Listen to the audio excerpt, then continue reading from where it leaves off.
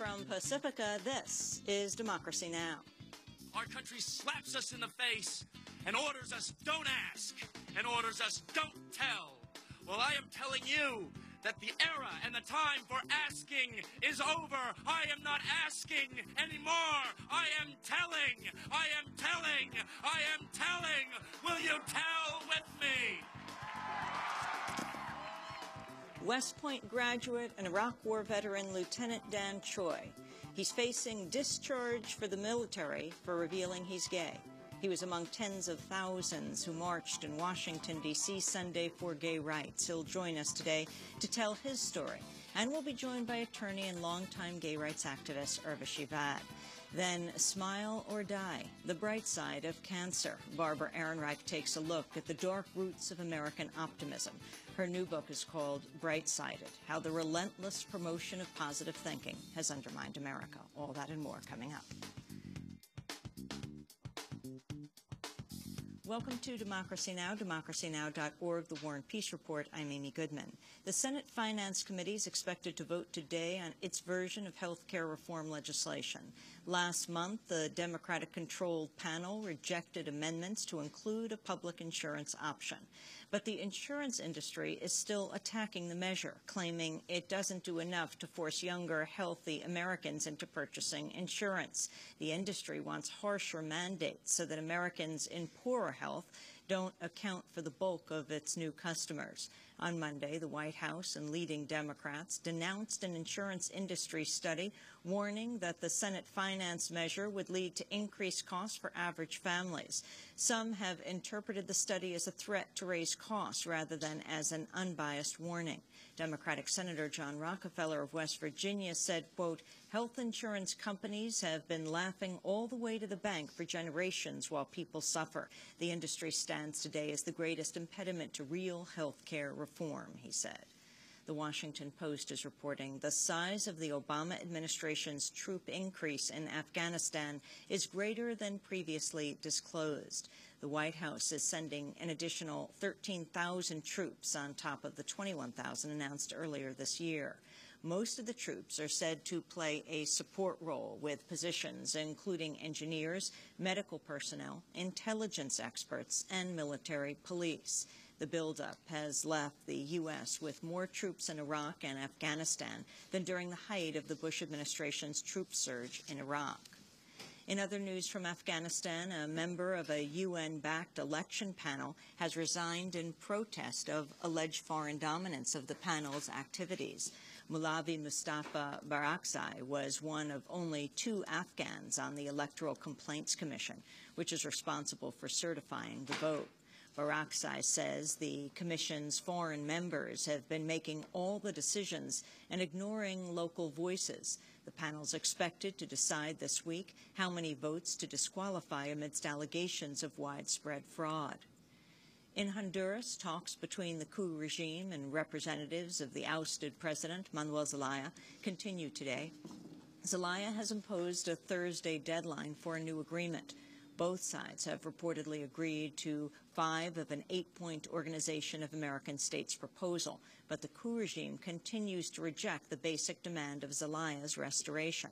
On Monday, Zelaya's foreign minister, Patricia Rodas, warned the situation on the ground is worsening by the day. La situación que está ocurriendo ahora mismo en Honduras, que lejos de alivianar la situación se va agravando cada día más. The situation right now in Honduras, far from improving, is becoming worse each day.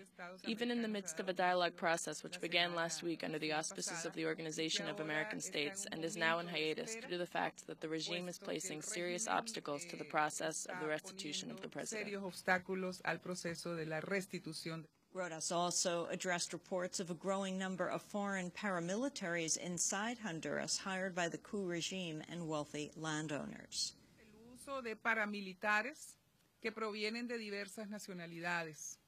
The use of paramilitary forces of different nationalities has been said to be for the benefit of landowners.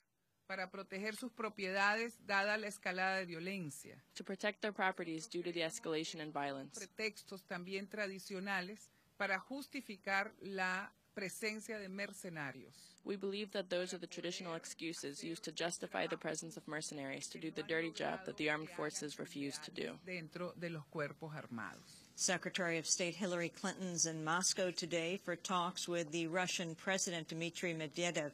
The Russian newspaper Kommersant is reporting the U.S. has privately agreed to stop publicly criticizing Russia's human rights record in return for Russian cooperation on confronting Iran and so-called missile defense.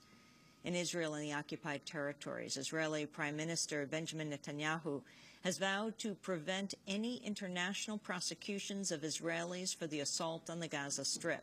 Speaking before the Israeli parliament, Netanyahu said a recent UN inquiry accusing Israel of war crimes, quote, encourages terror and endangers the peace.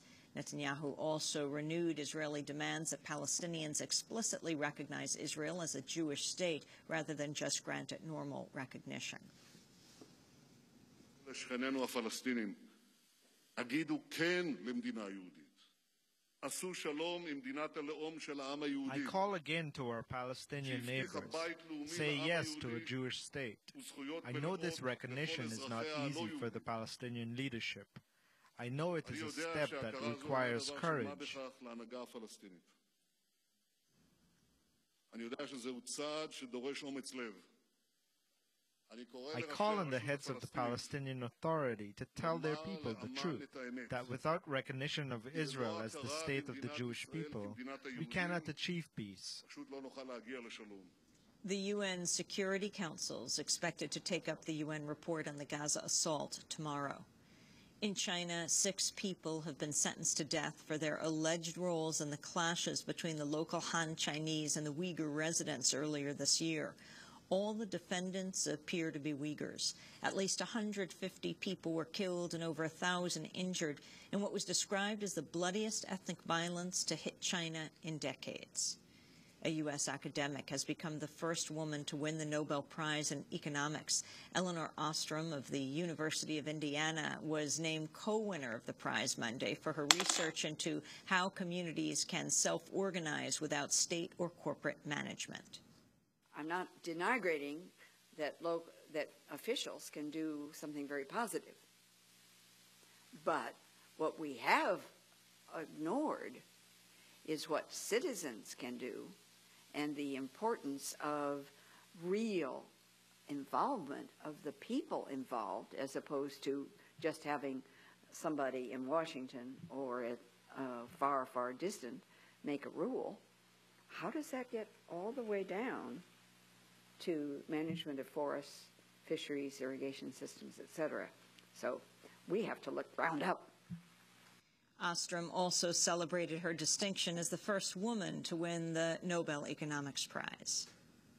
We're entering we've already entered a new era, and we recognize that women have the capabilities of doing great scientific work. And yes, I appreciate that this is an honor to be the first woman, but I won't be the last. Military censors at Guantanamo have banned a book by the MIT professor and leading political analyst Noam Chomsky from the prison library. Published in 2007, Interventions compiles a series of Chomsky's columns. The Pentagon has refused to explain why the book has been barred. Chomsky commented, quote, "This happens sometimes in totalitarian regimes." The 3 surviving children of Dr. Martin Luther King, Jr. have reached a private settlement in a dispute over his estate. Dexter King's 2 siblings had filed a suit accusing him of improperly handling the corporation that manages their father's legacy. The deal avoids a public jury trial that would have likely revealed extensive personal and financial details about the King estate. And the 2009 Right Livelihood Awards have been announced with 4 recipients.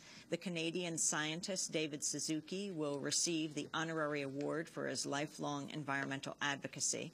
The other honorees are Congo activist Rene Ngongo, who has fought for preserving the Congo's rainforests, New Zealand anti-nuclear activist Alan Ware, and Catherine Hamlin, an Australian doctor who's treated African women, particularly in Ethiopia, suffering from childbirth injuries for over 50 years. The The Right Livelihood Awards are awarded annually and are widely known as the Alternative Nobel Prize. They'll be awarded in the Swedish Parliament on December 4th.